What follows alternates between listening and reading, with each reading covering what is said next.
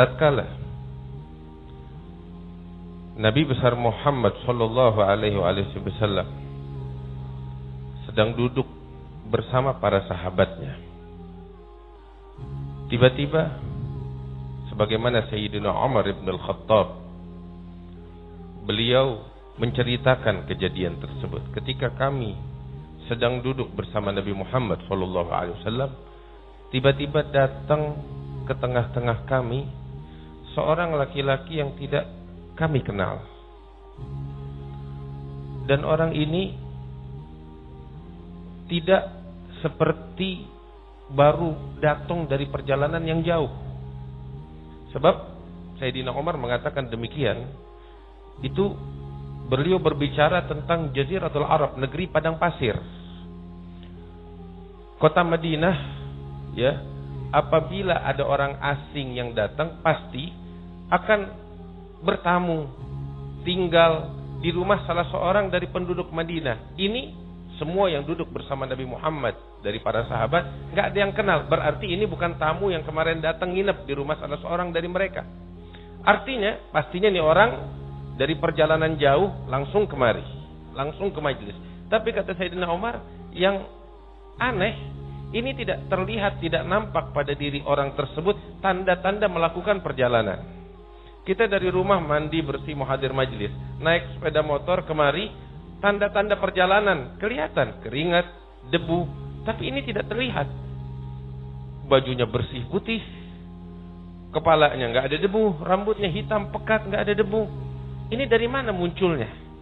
Dari jauh? Tidak. Dari dekat pun nggak ada orang yang kenal. Ini pertanyaan Sayyidina Umar bin Khattab. Sehingga ini orang datang melangkahi para sahabat dan duduk tepat di hadapan Rasulullah sallallahu alaihi wasallam. Ini juga sesuatu yang lebih membuat penasaran lagi. Orang yang nggak pernah dikenal main duduk depan Nabi, saking dekatnya itu hingga lutut dengan lutut bersentuhan. Lutut orang ini dengan lututnya Nabi Muhammad bersentuhan. Terus sampai ini orang meletakkan telapak tangannya itu di pangkuan Rasulullah sallallahu alaihi wasallam. Ini orang terdekat pun nggak berani melakukan itu. Siapa orang ini? Kata Sayyidina Umar. Sehingga tanpa basa-basi orang ini bertanya kepada Rasulullah sallallahu alaihi wasallam, "Ya Muhammad, akhbirni 'anil Islam." Beritahukan kepadaku tentang Islam. Maka Nabi sallallahu alaihi wasallam menyampaikan, "Al-Islam an tashhada an la ilaha illallah wa anna Muhammadar Rasulullah wa tuqimas shalah wa tu'tiyaz zakah wa tasuma Ramadan wa tahujjal baita in istata'ta ilaihi sabila." Nabi bilang, Islam adalah engkau bersaksi, menyatakan tiada Tuhan selain Allah, Nabi Muhammad utusan Allah, engkau mendirikan salat, menunaikan zakat, berpuasa Ramadan, pergi haji ke Baitullahil Haram. Kemudian orang tersebut ketika diberikan jawaban, dia memberikan nilai. Dia bilang, saudara kita, benar yang kau jawab. Masya Allah.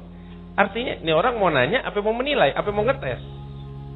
Kalau mau nanya, nggak bakal menilai. Tapi dia bertanya, dapat jawaban, dan langsung memberikan penilaian. Benar jawabanmu ya Muhammad. Sahabat pada bingung, ini siapa? Kemudian dia bertanya lagi. Wa akhbirni, au fa akhbirni anil iman. Kasih tahu kepada saya tentang iman, apa itu? Nabi bilang, iman antuk minabillah wa malaikatih wa kutubih wa rusulih wa bil yawmil akhir wa bil qadari khairihi wa syarrihi minallahi ta'ala. Engkau percaya kepada Allah, kepada para malaikat, kepada kitab-kitab suci, kepada utusan-utusan Allah, kepada hari akhir dan qada dan qadar yang telah ditentukan oleh Allah Subhanahu wa taala. Terus ini orang bertanya lagi kepada Nabi sallallahu alaihi wasallam setelah memberikan penilaian, "Sadaqta, engkau benar ya Muhammad." Dia bertanya lagi, "Fa akhbirni 'anil ihsan." Beritahukan kepadaku tentang ihsan. Hadirin yang dimuliakan Allah. Islam yang tadi dijelaskan oleh Nabi Muhammad lebih kepada fisik. Salat, puasa, zakat, haji. Sedangkan iman lebih kepada akal dan pemikiran. Tetapi al-ihsan di sini adalah tali penghubung antara fisik, antara zahir dan batin, antara fisik dengan akal. Nabi mengatakan, anta'budallaha ka'annaka tarah. Hendaknya engkau menyembah Allah seakan-akan engkau melihat Allah. Menyembah Allah ibadah fisik, sholat, puasa, zakat. Beriman kepada Allah pun demikian, ibadah atau kembalinya kepada akal, pemikiran. Seseorang gak bakal percaya kepada Allah kalau akalnya menolak.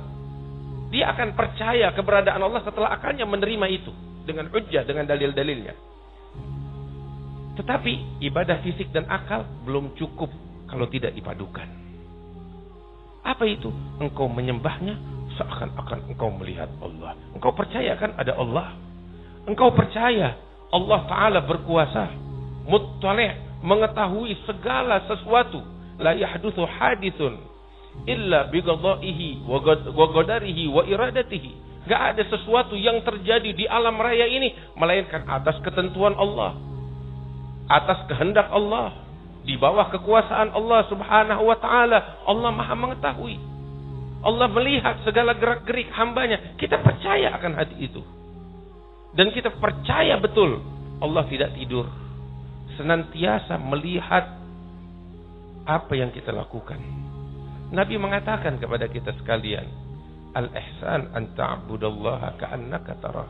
Engkau menghamba kepada Allah seakan-akan engkau melihat Allah. Hadirin, bagaimana kira-kira ketika seseorang menghamba kepada Allah yang seakan-akan dia lihat dengan mata hatinya? Orang yang semacam ini gak bisa dia melanggar perintah Allah Subhanahu wa ta'ala. Dia sadar Tuhannya yang berkuasa melihat gerak-geriknya. Dia sadar betul Tuhannya yang maha agung, yang maha perkasa, melihat segala aktivitas, bahkan apa yang ada di dalam hatinya. Ketika dia sadar akan hal ini, bagaimana dia bisa melanggar perintah Allah Subhanahu wa ta'ala? Sayyidina Syekh Abu Bakar bin Salim, beliau katakan, mata al-kaun hatta yahjubuka anil mukawwin. Sejak kapan alam semesta hingga menghijabmu dari sang Khalik, sang pencipta Allah Subhanahu wa ta'ala? Dia yang menyaksikan ke segala aktivitas kita. Ya'lamu kha'inatal a'yun wa ma tukhfis sudur wa ya'lamu sirra wa akhfa. Allah Ta'ala tahu isi hati kita, dan yang lebih dalam yang enggak kita tahu dari isi hati kita, Allah tahu. Bahkan Allah tahu pengkhianatan mata kita. Allah. Hadirin yang dimuliakan Allah, ayo kokohkan keimanan kita. Habib, bagaimana caranya seperti itu? Ini susah. Nabi bilang, innahu layasirun ala man yassarahu Allahu alaih. Nabi bilang kepada Sayyidina Mu'adz bin Jabal, ini mudah bagi mereka yang diberikan kemudahan oleh Allah Ta'ala. Bagaimana? Minta sama Allah, ini magam. Minta kepada Allah, ini martabat di dalam keimanan. Ya Allah, sampaikan kepada saya martabat keimanan yang semacam ini.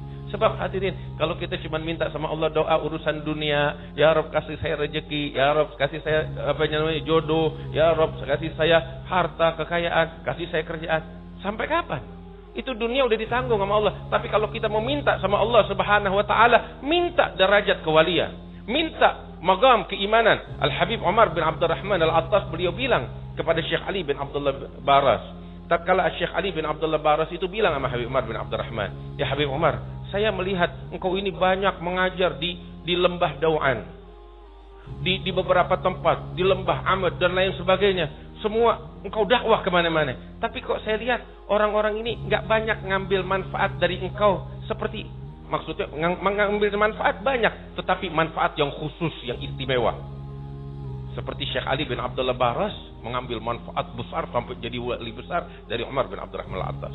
Habib Umar bilang, ya Ali, tahukah, law nadharu ilayya bi'ainil lati tanzur anta biha ilayya la awsaltuhum ila Allah fi tarfati ain. Kalau mereka melihat aku dengan mata yang sama yang engkau gunakan, dengan mata yang engkau gunakan itu untuk memandang aku, maka aku akan sampaikan mereka kepada Allah dalam sesaat saja, kata Habib Umar bin Abdurrahman. Tetapi yang ada di benak mereka tentang aku, Habib datang, Habib pulang, Habib naik, Habib turun, Kalau ada dari mereka datang kepada saya untuk minta doa, Habib doain biar turun hujan, Habib biar punya anak. Tapi siapa dari mereka yang meminta kewalian dariku? Kata Habib Umar bin Abdurrahman. Kalau mereka sungguh-sungguh, akan aku sampaikan mereka kepada Allah Subhanahu wa taala sesaat, kata Habib Umar bin Abdurrahman. Karena itu hadirin, minta kepada Allah. Banyak kita mengingat kepada Allah dan keluarkan dari hati kita selain Allah Subhanahu wa taala.